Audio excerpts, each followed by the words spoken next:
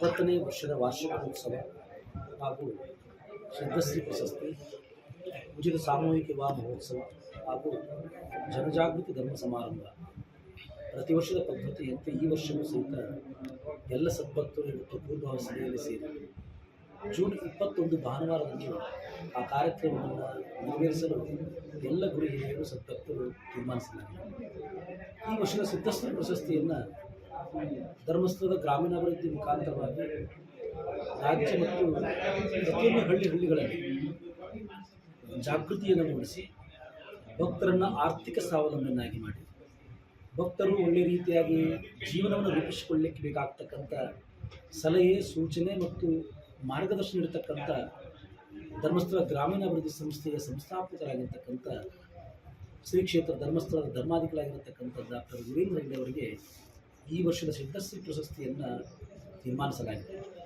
ಇದೇ ವಾರದಲ್ಲಿ ಅವರನ್ನು ಭೇಟಿ ಮಾಡಿ ಅವರ ಒಂದು ಅನುಮತಿಯನ್ನು ಪಡೆದುಕೊಂಡು ಆ ಕಾರ್ಯಕ್ರಮದಲ್ಲಿ ಅವರಿಗೆ ಸಿದ್ಧಶ್ರೀ ಪ್ರಶಸ್ತಿಯನ್ನು ನೀಡಿ ಅವರನ್ನು ಗೌರವಿಸುವಂಥ ಒಂದು ಕಾರ್ಯಕ್ರಮವನ್ನು ಹಮ್ಮಿಕೊಳ್ಳಲಾಗಿದೆ. ಪ್ರತಿ ವರ್ಷದ ಪದ್ಧತಿಯಂತೆ 21ನೇ ತಾರೀಕಿನವರೆಗೂ ಉಚಿತ ಸಾಮೂಹಿಕ ವಿವಾಹ ಸಹಿತ ಏರ್ಪಡಿಸಲಾಗಿತ್ತು.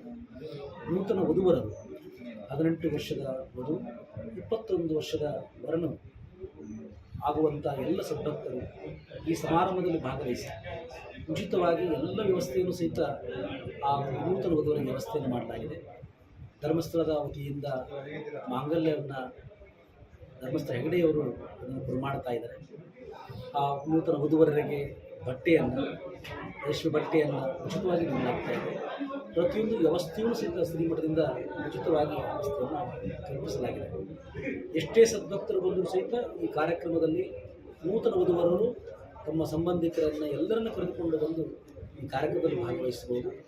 ಹಾಗಾಗಿ ತಾವೆಲ್ಲ ಸದ್ಭಕ್ತರು ನಿಮ್ಮ ಗ್ರಾಮದ ಅಕ್ಕಪಕ್ಕದಾಗಿರ್ಬೋದು ಅಥವಾ ಗ್ರಾಮದ ಅಕ್ಕಪಕ್ಕ ಮನೆಯ ಅಕ್ಕಪಕ್ಕದಲ್ಲಿರ್ತಕ್ಕಂಥ ಬಡವರು ಇರಬಹುದು ಅಥವಾ ಶ್ರೀಮಂತರಿದ್ದರೂ ಸಹಿತ ಆದರ್ಶವಾಗಿ ನಾವು ಸರಳವಾಗಿ ವಿವಾಹವನ್ನು ಮಾಡಿಕೊಳ್ಬೇಕು, ಆದರ್ಶ ದಂಪತಿಗಳಾಗಬೇಕು ಅನ್ನುವಂಥ ಒಂದು ಚಿಂತನೆ ಇರತಕ್ಕಂಥ ಸದ್ಭಕ್ತರು ಸಹಿತ ಈ ಉಚಿತ ಸಾಮೂಹಿಕ ವ್ಯವಸ್ಥೆಯಲ್ಲಿ ಪಾಲ್ಗೊಳ್ತಾರೆ. ಪ್ರತಿಯೊಂದು ಶಾಸ್ತ್ರವೂ ಸಹಿತ ಒಂದು ಕಲ್ಯಾಣ ಮಂಟಪದಲ್ಲಿ ಮಾಡ್ತಕ್ಕಂಥ ಎಲ್ಲ ಶಾಸ್ತ್ರಗಳನ್ನು ಈ ಉಚಿತ ಸಾಮೂಹಿಕದಲ್ಲಿ ಸಹಿತ ಎಲ್ಲ ವ್ಯವಸ್ಥೆಯನ್ನು ಸಹಿತ ಪ್ರತಿಯೊಂದು ಶಾಸ್ತ್ರವನ್ನು ಸಹಿತ ಮಾಡಿಸ್ತಕ್ಕಂಥ ವ್ಯವಸ್ಥೆಯನ್ನು ಮಾಡಲಾಗಿದೆ.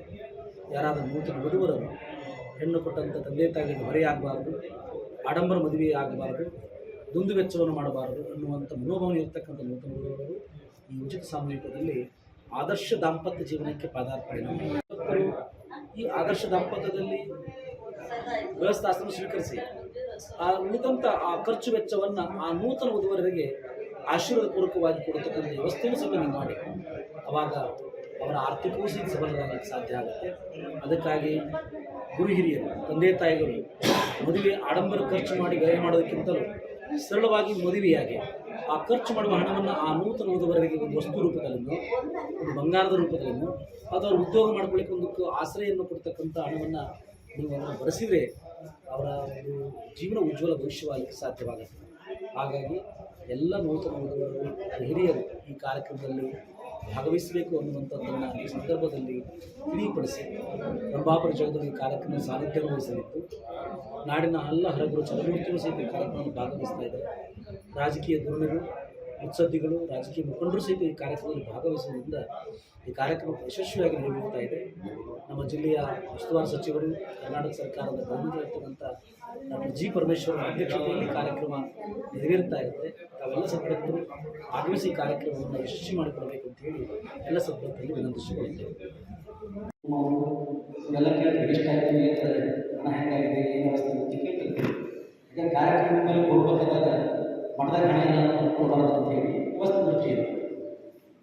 ಕೊರತೆಯಾಗಿ ಇನ್ನೂ ಬಂದಿಲ್ಲ, ಇನ್ನೂ ಹೆಚ್ಚು ಬಂದಿಲ್ಲ ಅಂತ ನಮಗೆ ಒಂದು ಭಯ ಸ್ಟಾರ್ಟ್ ಆಗಿರುತ್ತೆ. ಯಾಕಂದರೆ ನೆಟ್ ಕ್ಯಾಶ್ ಶಾಮಿಯಾನ ಕೊಡಬೇಕು, ಅಡುಗೆ ಮಾಡೋಕ್ಕೆ ಹೆಚ್ಚು ಹೋಗ್ಬೋದು, 2-2.5 ಲಕ್ಷ ನೇರವಾಗಿ ಹಣ ಕೊಡಬೇಕು.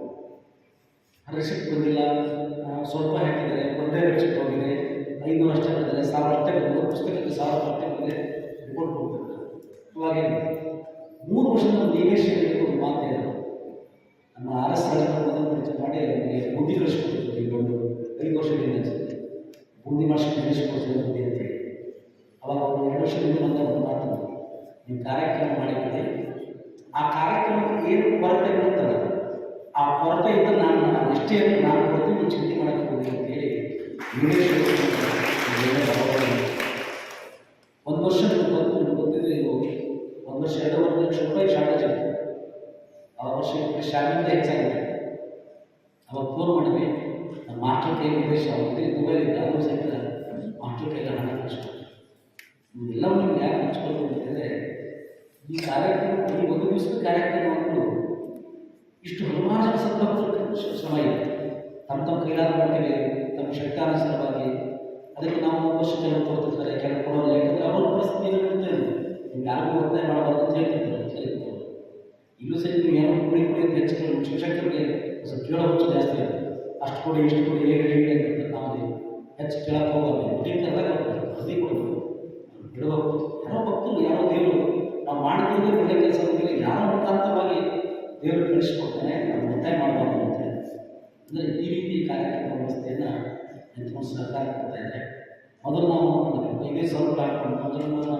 ಮೊದಲು ಮೀಟಿಂಗ್ ಮಾಡಿ 5 ಲಕ್ಷ ರೂಪಾಯಿ ಇರ್ತಾವೆ ಗೊತ್ತಿಲ್ಲ ಬಜೆಟ್ ಒಂದು 5,000 ರೂಪಾಯಿ ಹಾಕಿ ಒಂದು 3 ಜನ ಮಾಡಿದ್ರೆ ಯಾರನ್ನೂ ಕೇಳೋದು ಬೇಡ ಅಂತ ಹೇಳ್ತಾರೆ ಅದೆಲ್ಲ ಒಂದು ಕಡೆ ಈ ಹಣ ದಾನ ಅನ್ನುವಂಥದ್ದನ್ನು ನಾವು ಕಲಿಸ್ತೇ ಹೋದರೆ ಭಕ್ತರ ಅಭಿವೃದ್ಧಿ ಅನ್ನುವಂಥದ್ದು ಇರೋದಿಲ್ಲ ಯಾಕಂದ್ರೆ ಜೀವನದೊಳಗೆ ನಾವು ಕೈಲಾದ ಮಟ್ಟಿಗೆ ನಾವು ಒಂದಿಷ್ಟು ದಾನವನ್ನು ಮಾಡಬೇಕು ದಾನವನ್ನು ಮಾಡಿದವರು ಅದರ ಸಂಗ್ರಹ ಮಾಡಿ